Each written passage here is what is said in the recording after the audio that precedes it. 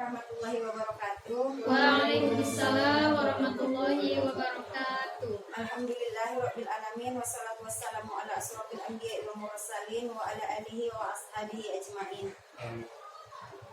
Puji syukur kita panjatkan kehadirat Allah Subhanahu wa taala yang mana telah memberikan kesempatan kepada kita semua sehingga kita dapat berkumpul di ruangan kantor SD 105367 Sejenggi ini.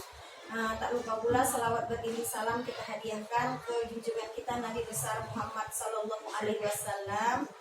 Semoga kita menjadi umat yang mendapat syafaatnya di kemudian hari kelak. Amin amin ya rabbal alamin. Yang saya hormati Ibu Kepala Sekolah SD Negeri 105367 Sejenggi, dan yang saya hormati rekan-rekan sejawat keluarga besar SD Negeri 105367 Sejenggi.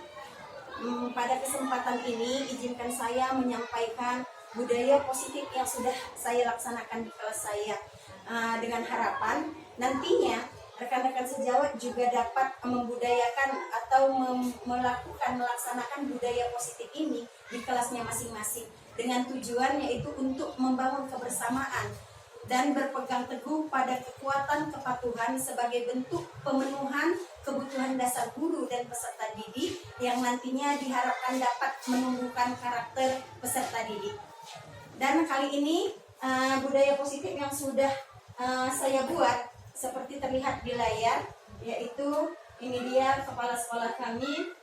Kemudian sekolah kami telah membudayakan berbagai macam kegiatan positif yang bertujuan dapatlah memperkuat agar nantinya mereka mampu berperan secara aktif di lingkungan, baik lingkungan sekolah maupun lingkungan masyarakat tempat dia tinggal dan menjadi pribadi yang lebih baik. Kemudian ini dia, budaya positif dari anak-anak kelas 6 dan sudah ditampilkan melalui pentas seni oleh Ibu Kepala Sekolah. Ibu Kepala Sekolah memfasilitasi ini budaya positif yang sudah dibuat di kelas 6. Kemudian ada tari, ada peragaan busana, kemudian ini dia juara-juara prestasi yang sudah diraih oleh siswa SD 105367 Sejenggi. Ini juga kegiatan-kegiatan budaya positif, diantaranya tadarus, sholat duha, kemudian ada tada sedekah di bulan Ramadan, kemudian ada tartil dan tilawah termasuk ke dalam budaya positif juga, termasuk ke dalam literasi. Ada juga literasi agama yaitu pencerahan tentang ilmu agama oleh guru agama Islam. Kemudian ada juga budaya positif sholat zuhur yang sudah tersusun jadwalnya secara sistematis, sudah disepakati dan bergilir. Kemudian ini dia zakat fitrah, kemudian ini perayaan hari Isra Mi'raj, paskibra, pop song, dan ada juga stand up comedy yang sudah pernah mengisi acara di event-event tertentu. Kemudian ada market day, prakarya, puisi. Dan ini lagi, ini dia termasuk ke dalam budaya 5S. Kemudian ada asesmen dan juga kelas kami juga punya paduan suara. Ini ketika mengunjungi museum, pembelajaran menggunakan lingkungan sekitar. Nah, ini dia kegiatan literasi yang ada di SD 105367 Sejenggi. Nah, dari produk dari semua budaya positif di SD kami, di kelas kami, maka diangkatlah kebudayaan positif yang paling kuat yaitu literasi. Karena apa? Karena di setiap tahun tutup ajaran di sekolah, anak-anak selalu membuat sebuah buku yang diterbitkan, nanti semua stakeholder bisa membacanya. Dan dari penguatan yang paling positif ini kami mengangkat penguatan literasi. Penguatan literasi. Dan penguatan literasi ini sudah kami buat menjadi literasi digital. Dibuat literasi digital menggunakan Google Site.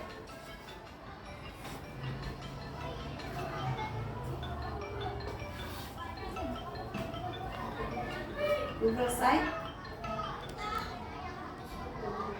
Iya, di Google Site ini nanti terdapatlah semua produk-produk buku yang ada di sekolah kami yang sudah dibuat anak-anak, yaitu diantaranya bukan lulusan biasa, menggapai bintang di bawah langit sejenggi, rindu bersua di sekolah. Ini semua adalah berkat budaya positif yang telah dibuat oleh anak-anak kelas 6, dan penguatan literasi tersebut kami angkat dan kami bukukan dalam karya-karya anak murid. Telah dibukukan ada beberapa judul yang sudah terbit di setiap tahunnya, dan ini sudah kami buat di dalam Google Site.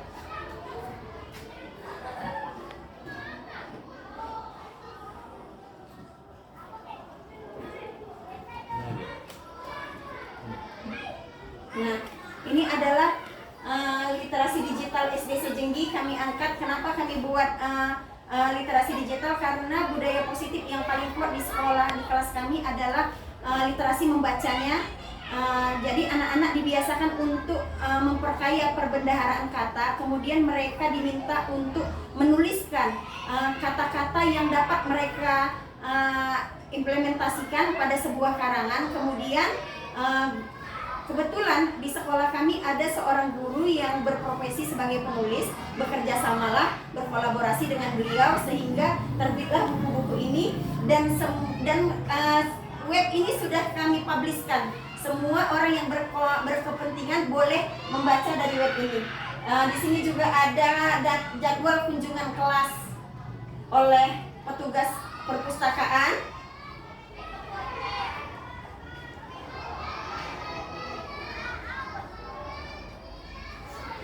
Ini dia jadwalnya.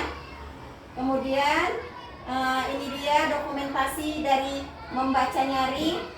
Kemudian ini juga kami pernah dikunjungi oleh tamu-tamu kehormatan, diantaranya adalah dari Badan Pengembangan dan Pembinaan Kemendikbudristek. Dan ini kami mendapat banyak bantuan buku. Juga ada kunjungan dari Balai Bahasa Provinsi Sumatera Utara. Next.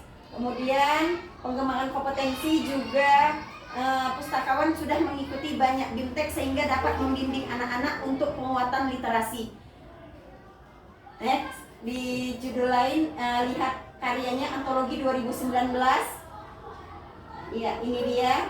Ini juga cerminan dari budaya positif literasi anak-anak. Ini semua adalah karya anak-anak, dan semua orang bisa membaca dengan mengklik gambar tersebut.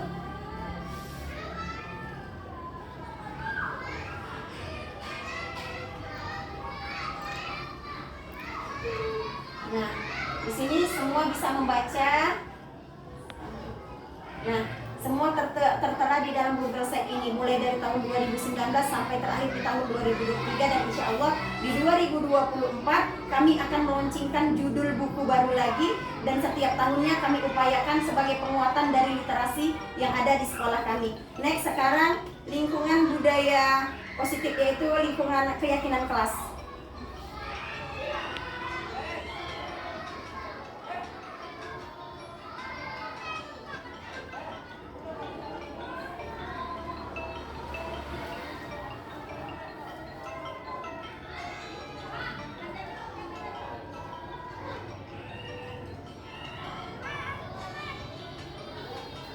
Nah, untuk rekan-rekan sejawat, di kelas kami juga sudah membuat keyakinan kelas yang saya harapkan setelah saya mengimbaskan kepada rekan-rekan sekalian, saya berharap rekan-rekan juga membuat keyakinan kelas dan membuat dokumentasi seperti yang telah kami buat di kelas kami. Seperti ini dia laporannya. Apa latar belakangnya? Kepengurusan dan kesepakatan kelas disusun sebagai upaya membangun budaya positif di sekolah yang berpihak kepada murid. Dan kesepakatan kelas tersebut juga membantu proses belajar mengajar lebih mudah dan tidak menekan, sehingga komunikasi guru dan murid dapat terjalin dengan baik. Kemudian ini tujuannya, adapun tujuan dari pemilihan pengurus dan penyusunan kesepakatan kelas adalah agar murid dapat terlibat secara langsung dan belajar bertanggung jawab atas tugas dan keputusan yang telah mereka sepakati, sehingga memudahkan guru dan peserta didik untuk saling berinteraksi. Kemudian ini dia rumusan masalahnya. Sering terjadi permasalahan komunikasi antara guru dan murid. Kemudian permasalahan kedua, murid selalu merasa terbebani dengan peraturan yang ada di sekolah.